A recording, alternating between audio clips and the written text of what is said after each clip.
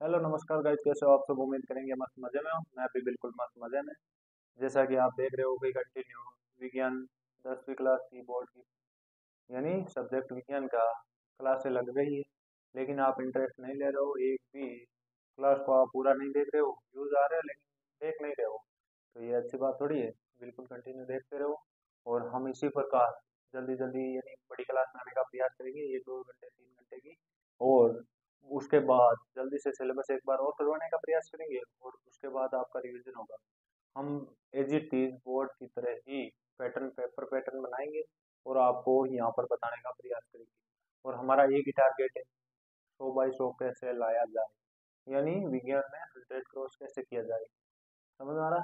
तो हम पढ़ रहे थे कौन सा पार्ट? तीसरा पार्ट। नाम क्या है तीसरे पार्ट का? क्या नाम है? धातु और अधातु। अब धातुओं के पहले भौतिक गुणधर्म पढ़े थे, फिर अधातुओं के भौतिक गुणधर्म पढ़े थे, फिर उसके बाद धातुओं के रासायनिक गुण पढ़ रहे थे। और अब रासायनिक गुणों के बाद धातु और अधातु अभिक्रिया कैसे करती है वो पढ़ेंगे। ये थ्योरेटिकल पार्ट है, किताब में या किताब की आपको समझाते हुए पढ़ेंगे किताब से ही, धातु और अधातु अभिक्रिया कैसे करती है। तो आज का टॉपिक है धातु एवं अधातु अभिक्रिया कैसे करती है। अभिक्रिया या धातु है धातु की अभिक्रिया, की अभिक्रिया। अब इसमें बात कर लेते हैं थ्योरी की। तो संयोजकता को पूर्ण करने के लिए उत्कट गैसों की रासायनिक अभिक्रिया बहुत ही कम होती है, इसलिए हम तत्वों की रासायनिक अभिक्रियाशीलता को संयोजकता कोष को पूर्ण करने की प्रवृत्ति के रूप में समझ सकते हैं। अब हम बात करते हैं इसके आगे बात किसकी कर लेते हैं? किसी अणु का निर्माण की। अणु का निर्माण किस प्रकार करेंगे? हम पहला सोडियम क्लोराइड बनाने का प्रयास करेंगे और वही इलेक्ट्रॉनिक विन्यास के तरीके से। और उससे पहले मैं आपको बता देना चाहता हूँ कि उत्कृष्ट गैसें जो धातु और अधातु दोनों के गुण प्रदर्शित करती है, helium, neon, argon, krypton, xenon, जो भी है, ये क्यों करती है? क्योंकि इनका बाहरी कोश है वो पूर्ण होता है, या संयोजकता कोण पूर्ण होता है, इसीलिए वे स्थायी स्थायी गैस है, या जिन्हें स्थायी तत्व बोला जा सकता है, या उत्कृष्ट गैस विन्यास प्राप्त कर रखे होते हैं। और उसके बाद इनके नाम है हीलियम, नियोन, आर्गन। उसी प्रकार धातुएं हैं सोडियम, पोटेशियम, कैल्शियम और एल्यूमिनियम अधातुओं के उदाहरण है। जो भी गैसें होती है वो अधातु होती है, nitrogen, oxygen, chlorine, chlorine, sulphur, phosphorus, जो भी क्या है अधातु है। अब हम इनके परमाणु संख्या और के एल एम कोष की बात कर लेते हैं। पहले बात करते हैं कोष की। हम 11 तत्व है, सोडियम, पोटेशियम को के, sodium, potassium, sodium magnesium, sorry, sodium magnesium, aluminium, silicon, phosphorus, sulphur, chlorine, argon. तो हम इसकी बात कर लेते हैं। तो ये 11 नंबर का तत्व है। कितने? इसमें 11 ही इलेक्ट्रॉन होते हैं और 11 ही प्रोटॉन होते हैं। अब के, एल, एम और एन कक्षाएं होती है। कौन सी? के, एल, एम और एन। तो 11 इलेक्ट्रॉनों में से पहली कक्षा में अधिकतम इलेक्ट्रॉन 2 भरे जा सकते हैं। इस अधिकतम इलेक्ट्रॉन बनेंगे, एक फॉर्मूला है 2n स्क्वायर, 2n का स्क्वायर। अब पहली कक्षा है तो एक रखेंगे, 2 × 8, सॉरी ये घात में नहीं होगा, 2n स्क्वायर। फिर दो, दो का स्क्वायर यानी एक का स्क्वायर करने पर एक, और दो से गुणा करने पर दो एकम दो। तो अधिकतम को कितने इलेक्ट्रॉन? 2 भरे जा सकते हैं। इसी प्रकार दूसरी कक्षा में 2 × 2 का स्क्वायर यानी 2 × 4, तो कितने अधिकतम इलेक्ट्रॉन भरे जा सकते हैं? 8। इसी प्रकार तीसरी की बात करें तो तीसरी कक्षा तक अधिकतम इलेक्ट्रॉनों की संख्या कितनी होगी? 2 × 3 का स्क्वायर 9 यानी 18। तीसरी कक्षा तक आते आते 18 इलेक्ट्रॉन कंप्लीट हो जाते हैं। उसी प्रकार बात कर ली जाती है चौथी कक्षा की। तो चौथी कक्षा में अधिकतम इलेक्ट्रॉनों की संख्या, तो 4 का स्क्वायर करेंगे तो 16, और 16 को 2 से गुणा करने पर 32। तो चौथी कक्षा तक आते आते 32 इलेक्ट्रॉन कंप्लीट। तो इसमें पहली कक्षा में 2 इलेक्ट्रॉन, दूसरी कक्षा में 8 इलेक्ट्रॉन, और तीसरी कक्षा में यानी 11 नंबर का तत्व 1 इलेक्ट्रॉन। अब ये क्या करेगा? अपनी बाहरी कक्षा एम, के, एल, एम, एन, एम में से एक इलेक्ट्रॉन ये त्याग देगा। ये इलेक्ट्रॉन क्या करेगा? त्याग देगा। और ये त्यागने पर क्या होगा? ये सोडियम धनायन बना लेगा। क्या बनाएगा? सोडियम धनायन, और अपना एक स्थायी विन्यास प्राप्त कर लेगा। सोडियम नाइट्राइड के नाभिक में प्रोटॉनों की संख्या कितनी होती है? 11 की 11 होती है। इलेक्ट्रॉन कितने थे पहले? सोडियम में तो 11 थे, और एक इलेक्ट्रॉन त्यागने पर कितने रहे? इलेक्ट्रॉन कितने रहे? नंबर ऑफ इलेक्ट्रॉन, तो नंबर ऑफ इलेक्ट्रॉन तो रहे 10, और नंबर ऑफ प्रोटॉन तो कितने रहे? 11। केंद्रक में नाभिकों की संख्या 11 होती है। हम इसी प्रकार प्रत्येक का स्थायी विन्यास प्राप्त करके, या जिसमें एक इलेक्ट्रॉन देना होगा, ये तो तत्व की बात करें, अब एक यौगिक बनाने का प्रयास करेंगे। जो यौगिक का नाम क्या है? NaCl या सोडियम क्लोराइड। इसमें क्या करेंगे? पहले सोडियम को स्थायी विन्यास प्राप्त करवाएंगे, और उसके बाद हम क्या करेंगे? क्लोरीन का स्थायी विन्यास प्राप्त करेंगे। दोनों से अगर क्लोरीन क्या होता है? क्लोरीन की संयोजकता -1 होती है, यानी एक ऋणायन, और सोडियम की संयोजकता +1 होती है, तो सोडियम उत्तम अधिकतम या बाहरी कक्ष वाला एक इलेक्ट्रॉन क्लोरीन को देगा। बात कर लेते हैं स्थायी विन्यास। अब इसमें सुनो, सोडियम है 11 नंबर का तत्व है, कितने? 11। तो इसका इलेक्ट्रॉनिक विन्यास की बात कर ली जाए तो क्या होगा? 2 8 1। अब इससे ये एक इलेक्ट्रॉन त्यागेगा। क्या त्यागेगा? एक इलेक्ट्रॉन, तो क्या बनाएगा? Na+, जिसे सोडियम नाइट्राइड बोला जाता है। इसमें अधिकतम इलेक्ट्रॉनों की संख्या, इलेक्ट्रॉनिक विन्यास की बात करें तो 2 8। उसी प्रकार हम क्लोरीन की बात करें तो क्लोरीन 17 नंबर पर आता है आवर्त सारणी। आवर्त सारणी में टोटल 118 तत्व है, इसमें 17 नंबर का तत्व है। अब क्लोरीन की बात कर ले तो ये धातु है, धातु की अभिक्रिया है धातु से करने, और यही हमारा टॉपिक है, धातु की अभिक्रिया है धातुओं के साथ। तो क्लोरीन 2 8 7, बाहरी कोश M में 7 इलेक्ट्रॉन है। अगर ये एक इलेक्ट्रॉन ग्रहण कर ले किसी से, तो ये अपना स्थायी विन्यास प्राप्त कर सकता है। समझ में आ रहा है? यानी इसको ये ग्रहण करना है इलेक्ट्रॉन, तो ये क्या बनाएगा? Chlorine minus. तो फिर ये इसका स्थायी विन्यास क्या होगा? 2 8 8। अब बात कर ले दोनों के यौगिक बनाने की। क्लोरीन को एक इलेक्ट्रॉन चाहिए, और सोडियम के पास एक इलेक्ट्रॉन अधिक है। इसके पास एक इलेक्ट्रॉन अधिक है, इसके पास एक इलेक्ट्रॉन कम है। तो दोनों की बात कर ली जाए तो दर्शाओ Na+। दूसरी, सॉरी, एक इलेक्ट्रॉन निकाल कर देखो, Na से क्या बनेगा? Na+, और एक इलेक्ट्रॉन बाहर निकल जाएगा। उसी प्रकार आगे क्लोरीन की बात कर ली जाए तो क्लोरीन में एक इलेक्ट्रॉन जोड़ दो, और क्या बनाएगा? Cl-।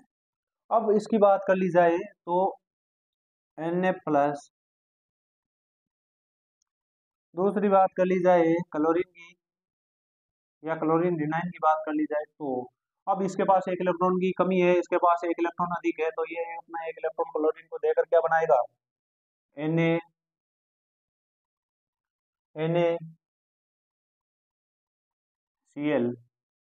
अब Cl में क्या होगा?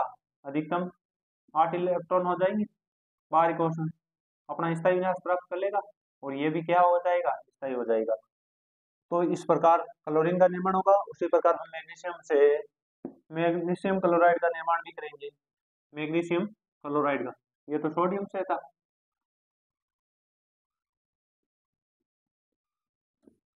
अब मैग्नीशियम की बारी है। मैग्नीशियम 12 नंबर का तत्व है, जिसका इलेक्ट्रॉनिक विन्यास की बात कर ले तो 2 8 और 2 होता है, प्रतीक चिन्ह Mg होता है।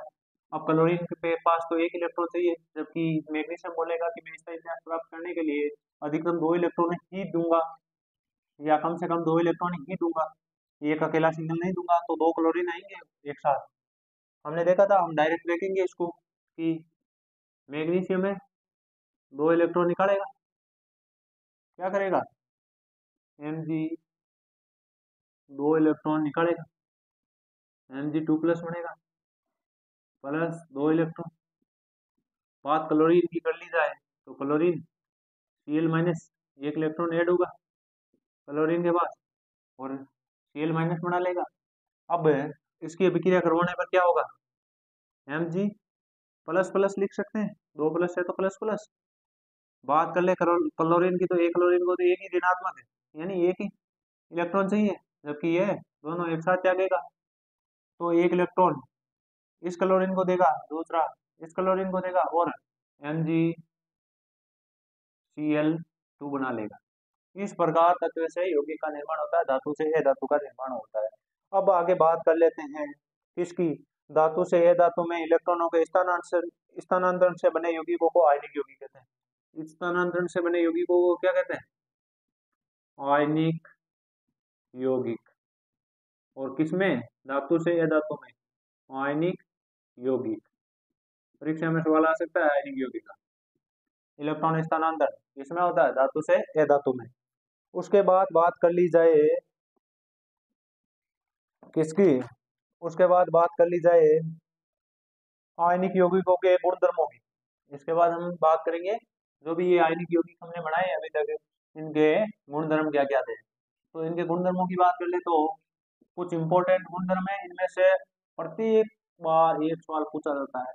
अभी हम आपको बताएंगे किस प्रकार पूछा जाता है, कौन सा पूछा गया है, पहले पहले पूछा गया सवाल भी बताएंगे और किस प्रकार पूछा जा सकता है वो भी बताएंगे। आप कंटिन्यू क्लास में बने रहें और बिल्कुल लगातार देखनी क्लास तो समझ में आएगा, बीच में से कुछ नहीं आएगा। अब आयनिक यौगिकों के गुणधर्म। आयनिक यौगिक या यौगिकों के गुणधर्म। आयनिक यौगिकों के गुणधर्म।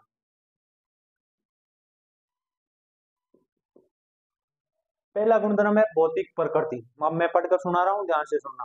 धन एवं ऋण आयनों के बीच मजबूत आकर्षण बल होने के कारण आयनिक यौगिक ठोस तथा कठोर होते हैं। यानी आयनिक यौगिकों के भौतिक गुणधर्म में आयनिक यौगिकों के बीच मजबूत आकर्षण बल होने की वजह से ये ठोस और कठोर होते हैं, अर्थात सामान्यतः भंगुर होते हैं।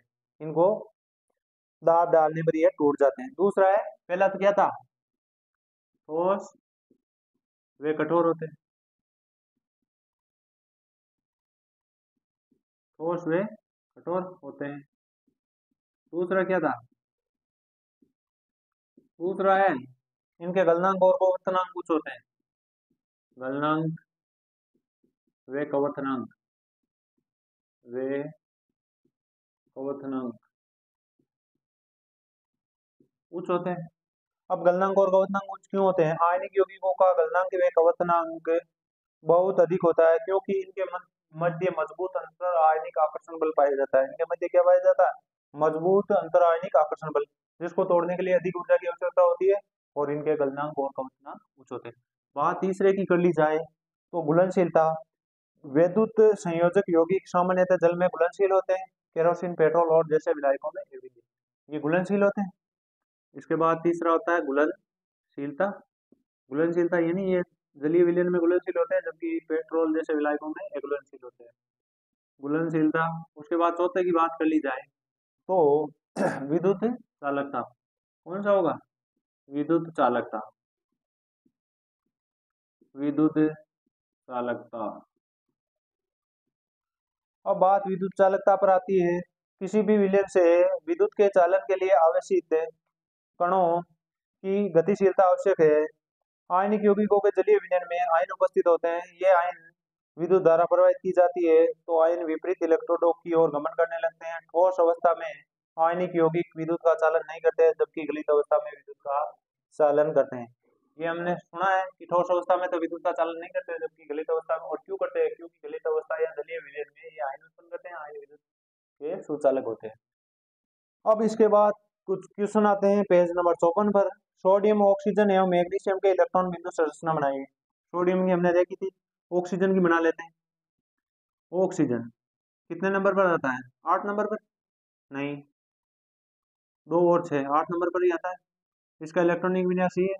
अब अधिकतम 2 इलेक्ट्रॉन ये ग्रहण करेगा, 2 इलेक्ट्रॉन। तो ये क्या बनाएगा? O2 minus. इसका इलेक्ट्रॉनिक विन्यास की बात कर ले तो 2 और 8 इसका विन्यास प्राप्त हो जाता है। इलेक्ट्रॉन बिंदु संरचना की बात कर ली जाए तो पहले तो ये होती है 6। बाहरी कक्षा में इलेक्ट्रॉनों की संख्या 6 होती है। तो ये हो पहली कक्षा है, इसमें अधिकतम 2 इलेक्ट्रॉन, पहला और दूसरा। दूसरी कक्षा है जिसमें 6 इलेक्ट्रॉन बढ़ने हैं।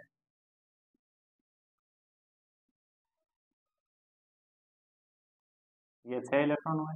ये O2 की इलेक्ट्रॉन बिंदु संरचना हुई, O की सॉरी, जिसका इलेक्ट्रॉनिक विन्यास होता है 2 और 6। अब उसके बाद किसकी बनानी है? मैग्नीशियम की हमने देखी थी, फिर और देख लो। Mg, Mg की बाहरी कक्षा 2 इलेक्ट्रॉन होंगे, पहला और दूसरा। फिर बाहरी कक्षा में कितने इलेक्ट्रॉन होंगे? 8 इलेक्ट्रॉन होंगे।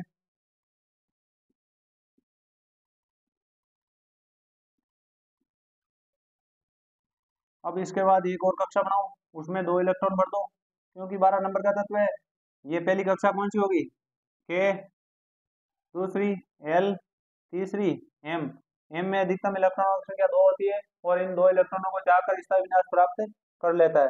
अब है धातुओं की प्राप्ति किस प्रकार होती है। आगे वाला पॉइंट हम पढ़ेंगे, धातुओं की प्राप्ति, यानी धातु हमें मिलती कहाँ से है, यानी प्राकृतिक वातावरण से ही मिलती है, लेकिन किस रूप में मिलती है, किस प्रकार इसका शुद्धिकरण कराया जाता है, जो भी है हम आगे देखने वाले हैं। तो बने रहे साथ और वीडियो को ज़्यादा से ज़्यादा शेयर करें।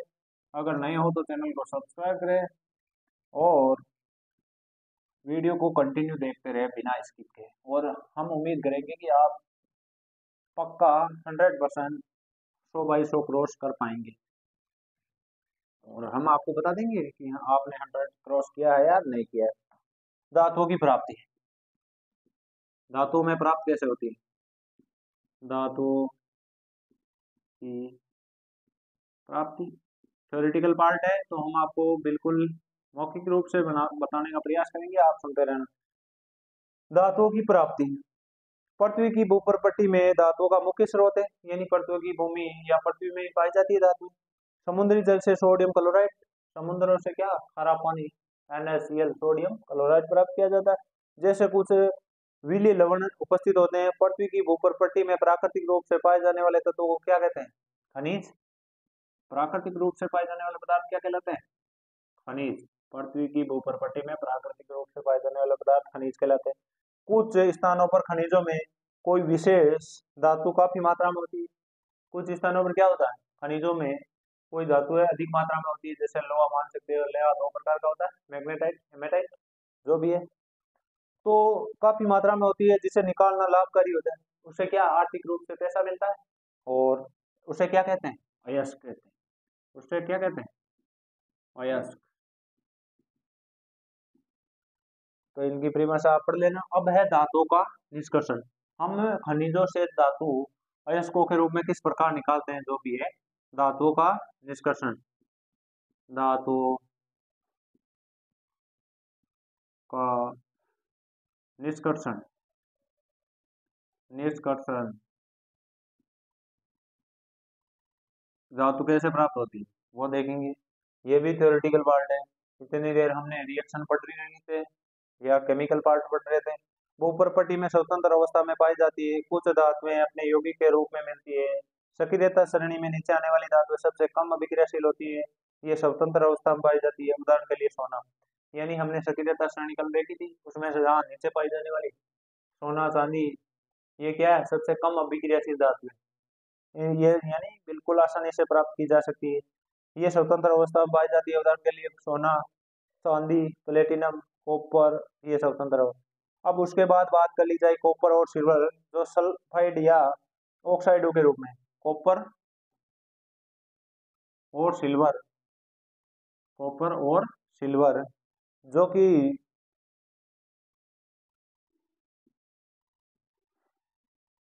कॉपर और सिल्वर जो अपने सल्फाइड अयस्कों के रूप में संयुक्त अवस्था में पाई जाती है। सक्रियता श्रेणी में सबसे ऊपर की धातुएं, सबसे ऊपर की धातुएं कौन सी होती है? Potassium, sodium, calcium, magnesium, aluminium इत्यादि, ये सबसे अधिक अभिक्रियाशील। सक्रियता श्रेणी में ऊपर आने वाली अभिक्रियाशील धातुएं होती है या सबसे अधिक अभिक्रियाशील धातुएं होती है।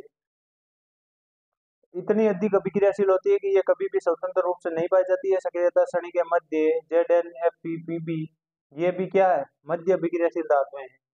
ये पृथ्वी की भूप्रकृति में मुख्यतः सल्फाइड या कार्बोनेटों के रूप में पाई जाती है। आप देखेंगे कई धातुओं के अयस्क ऑक्साइड होते हैं। ऑक्सीजन की अत्यधिक अभिक्रियाशीलता एवं पृथ्वी के प्रचुर मात्रा में पाए जाने के कारण ऐसा होता है। अब धातुओं को निम्न 3 वर्गों में बांटा गया है। कौन कौन से? निम्न अभिक्रियाशील, मध्य अभिक्रियाशील और उच्च अभिक्रियाशील धातु। तो निम्न अभिक्रियाशील तो वही है, सोना, चांदी और प्लेटिनम। और ZnFePb क्या है, मध्य अभिक्रियाशील, और KNaCa मैग्नीशियम एल्यूमिनियम और पोटेशियम सोडियम ये क्या अधिक अभिक्रियाशील धातु है। अब मैं आपको बताऊंगा अयस्कों का सांद्रण किस प्रकार होता है, बहुत ही शानदार तरीके से। आप कंटिन्यू देखते रहें, बहुत ही बड़ा टॉपिक है और बहुत ही शानदार रोचक भी है। अब मैं आपको पूरा परफॉर्मा बना के बताता हूँ किस प्रकार क्या क्या निकलता है, पहले क्या होता है, ऑक्साइड के रूप में होती है, सल्फाइड या कार्बोनेटों के रूप में, और इनको हम कैसे प्राप्त कर सकते हैं। ऑफलाइन क्लास के साथ साथ ऑनलाइन अगर आप देखते हो तो इसका मतलब है आपको कंप्लीटली बिल्कुल सही रूप से याद रहेगा, क्योंकि अगर ऑफलाइन में भी मैंने ही पढ़ाया है और ऑनलाइन भी मैं ही पढ़ा रहा हूँ, तो इसका मतलब आपके किसी भी प्रकार का कोई संशय नहीं रहना चाहिए, क्योंकि एक ही टीचर पढ़ाता है तो किसी भी प्रकार की कोई प्रॉब्लम नहीं होती है। अब सबसे पहले ऊपर ऊपर है अयस्क। क्या होता है? अयस्क। अयस्क। उसके बाद क्या होता है? अयस्कों का सांद्रण। खनिजों का नहीं होता है, अयस्कों का होता है। अयस्कों का सांद्रण। समझ में आ रहा है? फिर अयस्कों का सांद्रण तीन प्रकार से होता है। बिल्कुल। अयस्कों का सांद्रण की बात कर ली जाती है तो उच्च अभिक्रियाशील धातु है। उच्च अभिक्रियाशील।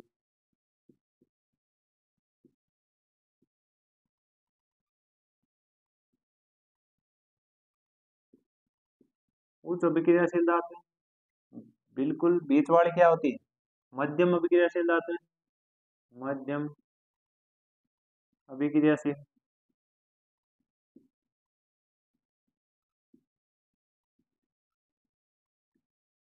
मध्यम अभिक्रियाशील। और ये होती है निम्न अभिक्रियाशील। निम्न अभिक्रियाशील।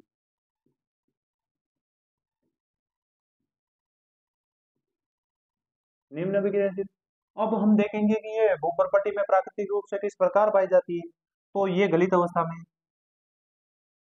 या धातुओं के विद्युत अपघटन द्वारा इनको प्राप्त किया जा सकता है।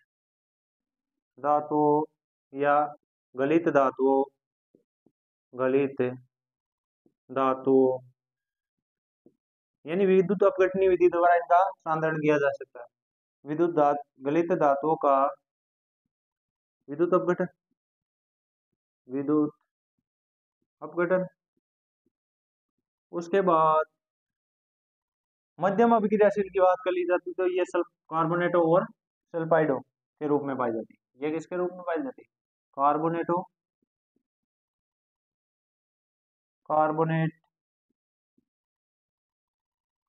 वे सल्फाइड। सल्फाइड। अब उसके बाद की बात कर ली जाती है तो कार्बोनेटो का निस्ता यानी सांद्रण क्या कहलाता है? निस्तापन। कार्बोनेटो का निस्तापन होता है, या ये निस्तापन क्या होता है? शुद्ध रूप में धातु प्राप्त की जाती है, निस्तापन। और सल्फाइडों का क्या होता है? वर्जन। बहुत अच्छे से पढ़ाया था मैंने। अब इनका निस्तापन करने और वर्जन करने पर क्या बनता है? ऑक्साइड के रूप में प्राप्त होती है। धातु किस रूप में प्राप्त होती है? धातु ऑक्साइड के रूप में। धातु ऑक्साइड। फिर क्या होता है? धातु ऑक्साइड के बाद धातु का अपचयन कराया जाता है। धातु में अपचयन।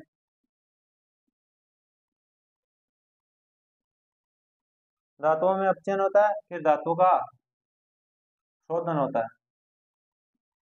धातु का शोधन। अब ये मध्य अभिक्रियाशील बहुत ही लंबा टॉपिक है।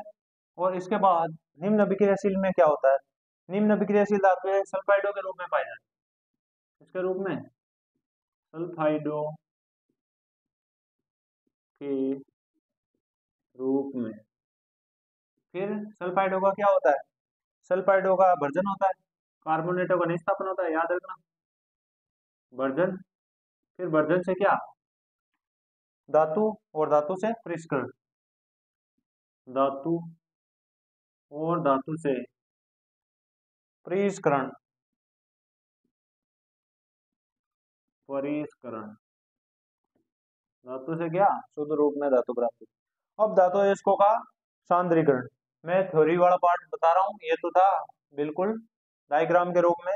पृथ्वी में खनिज अयस्कों, मिट्टी, रेत आदि जैसी कई अशुद्धियां होती है जिन्हें गैंग कहते हैं। अशुद्धियों को क्या कहते हैं?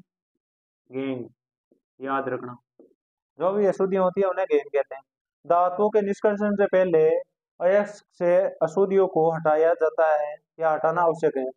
अयस्कों से गैंग को हटाने के लिए जिन प्रक्रियाओं का उपयोग किया जाता है वे रासायनिक गुणधर्मों पर आधारित होती है। अब है सक्रियता श्रेणी में सबसे नीचे आने वाली धातु का निष्कर्षण। सक्रियता श्रेणी में सबसे नीचे आने वाली धातु का निष्कर्षण किस प्रकार होता है, सुनना आप ध्यान से।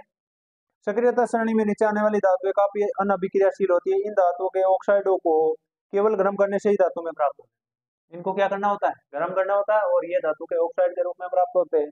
और उदाहरण के लिए सिनेबार, जिसका रासायनिक सूत्र होता है HgS, कई बार पूछा गया है। मरकरी, जिसे पारद के रूप में प्राप्त किया जाता है, एक अयस्क है। वायु में गर्म करने पर यह सबसे पहले मर्क्यूरिक ऑक्साइड HgO में परिवर्तित होता है और अधिक गर्म करने पर मर्क्यूरिक ऑक्साइड के रूप में अपचयित हो जाता है। अब इसकी भी एक अभिक्रिया दे रखी है, वो देख लो।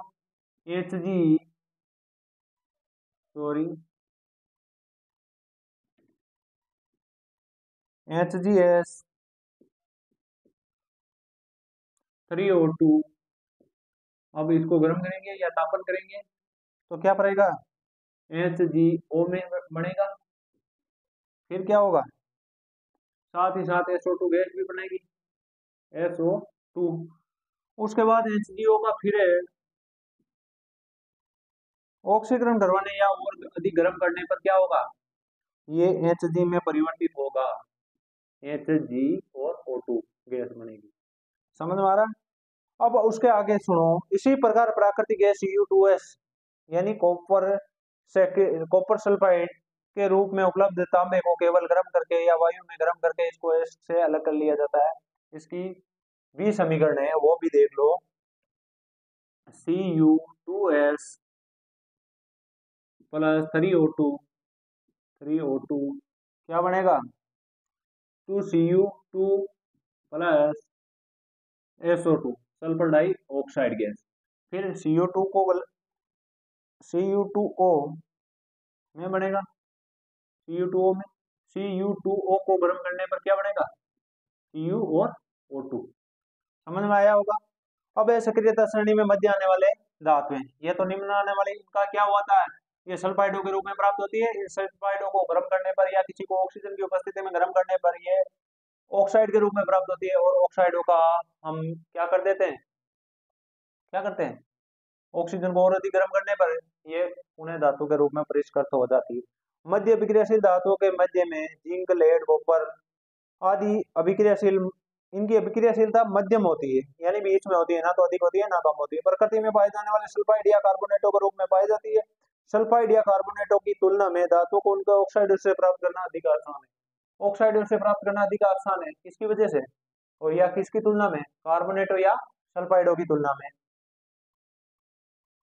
इसलिए अपचयन से पहले धातु को सल्फाइड एवं कार्बोनेट को धातु ऑक्साइडों से परिवर्तित करना या सल्फाइड अयस्कों को वायु की उपस्थिति में, ध्यान से सुनना, सल्फाइड अयस्कों को वायु की उपस्थिति में गर्म करने पर, सल्फाइड अयस्कों को वायु की उपस्थिति में गर्म करने में या अधिक ताप पर गर्म करने पर ऑक्साइडों में परिवर्तित किया जाता है। और इस प्रक्रिया को क्या कहते हैं? वर्जन।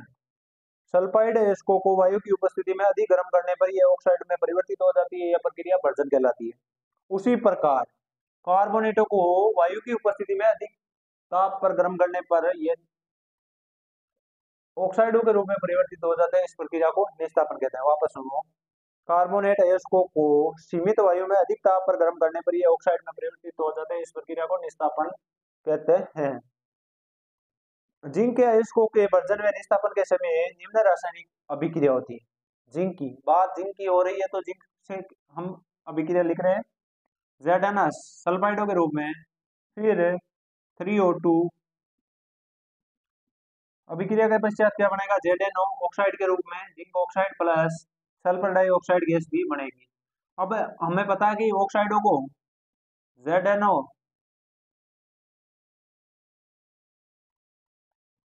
ये क्या था? वर्जन था। ये समीकरण किसकी है? वर्जन की है। और अब हम निस्तार